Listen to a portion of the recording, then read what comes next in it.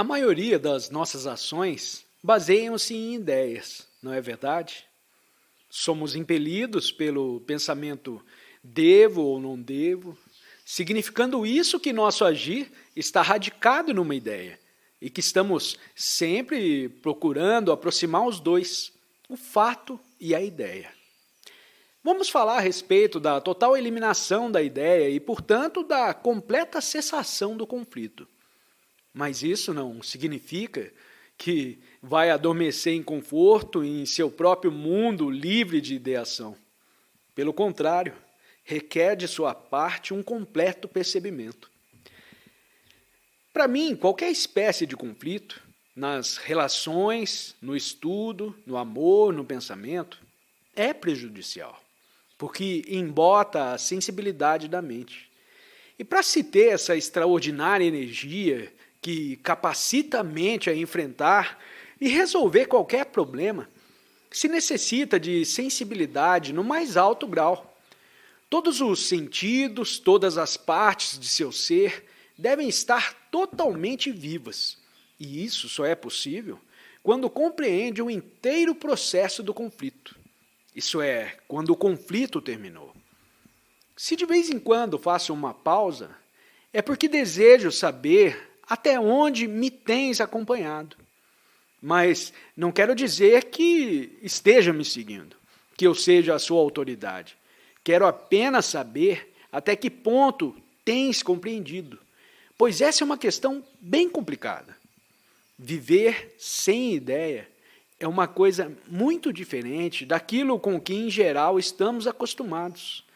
Vivemos habitualmente com ideias, vivemos com os nossos pensamentos, nossos conceitos, nossas formulações. Mas, para mim, essa não é a verdadeira maneira de viver, porquanto só cria conflito, sofrimento e confusão. Para viver de maneira total, completa, deve a mente estar livre de toda a ideação, a fim de ser capaz de enfrentar o fato, o que é, de momento a momento, sem interpretá-lo. Mas nós estamos pesada e profundamente condicionados a esse conceito de luta. Vivemos no mundo ideologicamente.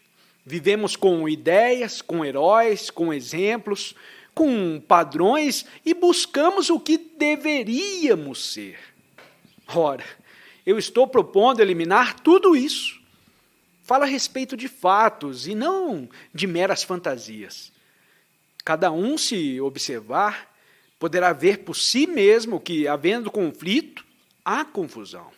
A falta de clareza, sofrimento, angústia e toda a sorte de perturbações. E é possível viver e atuar sem conflito. Cada um precisa agir, não só no mundo exterior, mas também interiormente.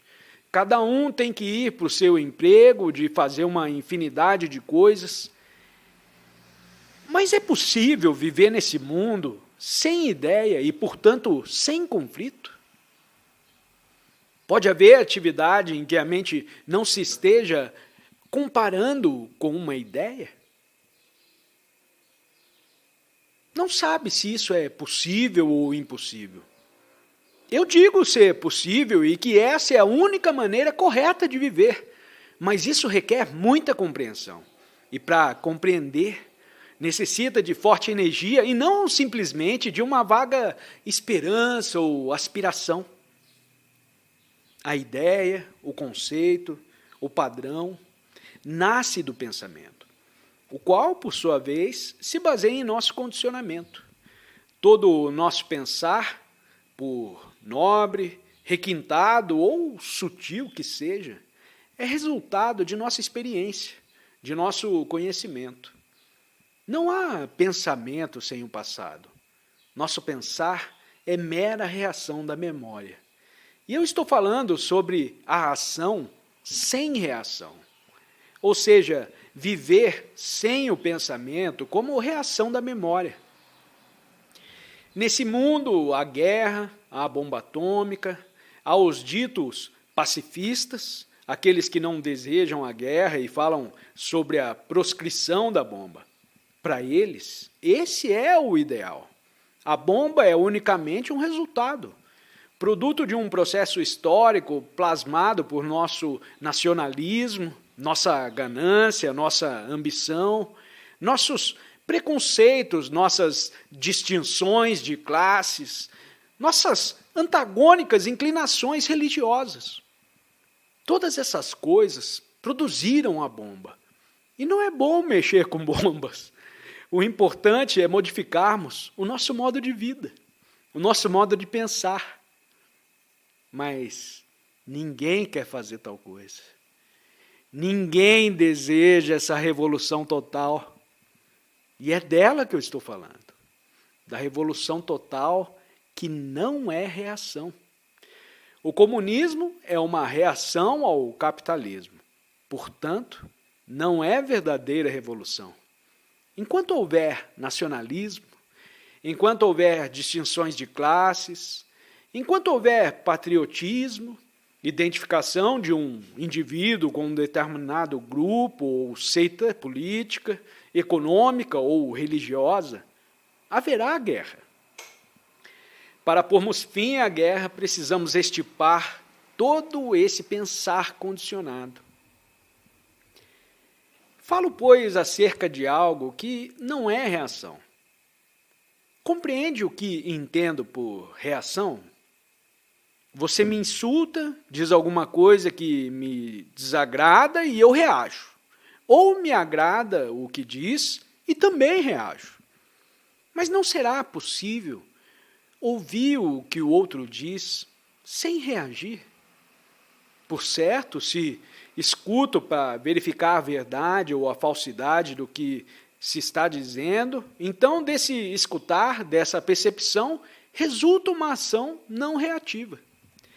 Toda reação se baseia em ideia, em padrão de pensamento.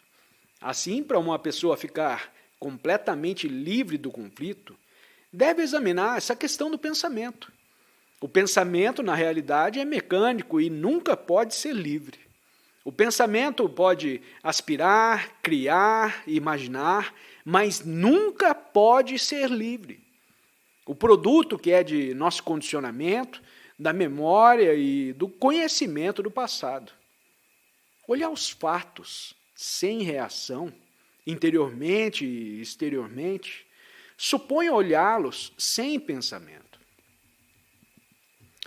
Você dirá, porventura, que absurdo é esse que esse cara está falando?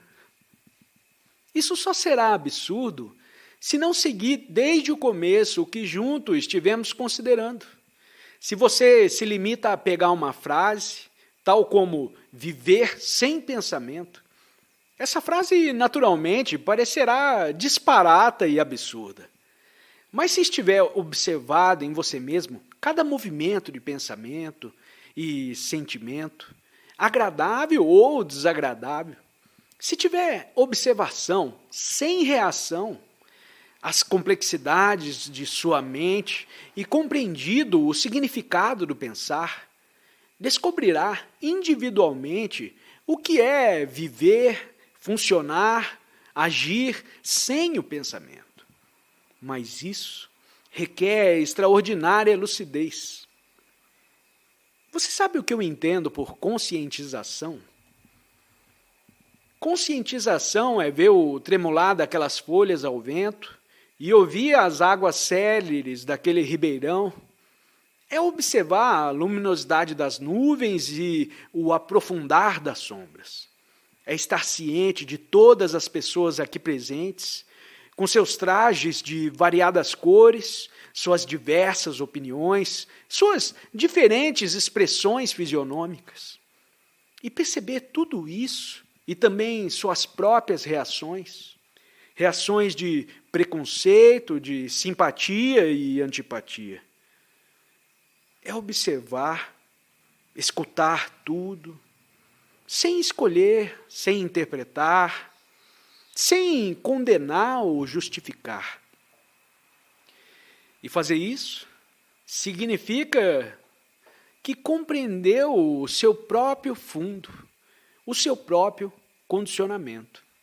Afinal, nós fomos educados para condenar, concordar ou discordar, para comparar, justificar e resistir. Isso é tudo o que sabemos e é o nosso fundo. Fundo criado por nossa educação, na escola e às mãos da sociedade. Nos consideramos alemães, ingleses, franceses, católicos, protestantes e hinduístas. Cremos ou não cremos, isso é o nosso fundo. E quando esse fundo reage, dizemos que estamos pensando. Pois bem, estar cônscio é perceber e compreender todo o processo desse fundo. Não só do fundo consciente, mas também do inconsciente. Porque nosso fundo é que se torna autoridade e cria o conflito.